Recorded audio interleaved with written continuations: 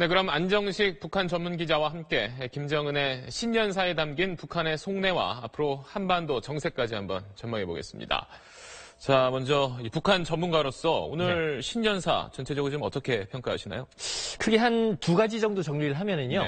핵보유국 기정사실화 그리고 통남복리 이렇게 이제 두 가지 좀 용어로 정리를 해볼 수 있을 것 같습니다. 먼저 이 핵보유국 기정사실화 좀 부분을 보면은요. 지금 보면 핵 개발은 계속하겠다라고 하면서 남북관계 개선 이렇게 좀 상당히 유화적인 모습을 보이고 있잖아요.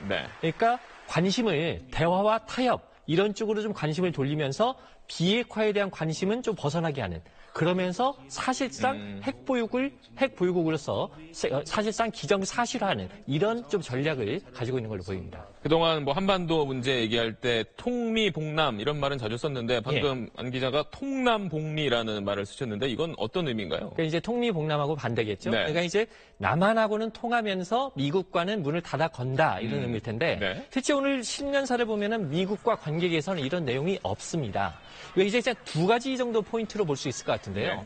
첫 번째는 이 북한이 우리 정부한테 적극적으로 접근을 해서 남북 관계가 활성화되면 강력한 제재를 추진한 미국하고 마찰 가능성이 있지 않겠습니까?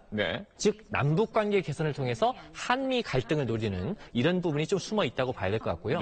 두 번째는 이제 제재를 균열시키려는 의도가 있는 것 같습니다. 지금 국제사회가 강력하게 제재를 추진 중인데 뭐 북한이 올림픽에 오고 여러 가지 뭐 협상이라든가 대화가 이뤄지면 아무래도 제재 분위기가 흐트러지겠죠. 그래서 그걸 노리는 측면 양자를 좀 가지고 있는 것 같습니다. 자, 그래도 이제 오늘 이제 제안에도 북한을 뭐 100% 믿을 수 없다면서 좀 의심스러운 눈초리를 보내는 뭐 시선도 있긴 한데 어쨌든 한반도를 둘러싼 긴장 상태는 좀 누그러진다 이렇게 봐야 될까요? 이것도 이제 한 두 가지 포인트로 봐야 될 것 같아요. 첫 번째는 지금 이제 비핵화 없는 대화가 과연 어디까지 가능하겠느냐라는 겁니다. 그러니까 이제 지금 분위기로 보면 남북 간에 몇몇 회담 같은 게 이루어질 가능성이 있어 보이는데 북한이 핵 개발을 계속한다라고 하면 과연 남북 관계가 어느 선까지 진전이 가능하겠느냐라는 포인트가 하나 있고요. 이 두 번째는 이제 미국 변수가 있습니다. 지금 보면 북한이 핵 개발 계속하면서 미국을 계속 위협하겠다는 거잖아요. 그러면 미국은 이제 참는 데 한계가 있을 것이고 결국 군사 옵션 얘기가 다시 나오겠죠.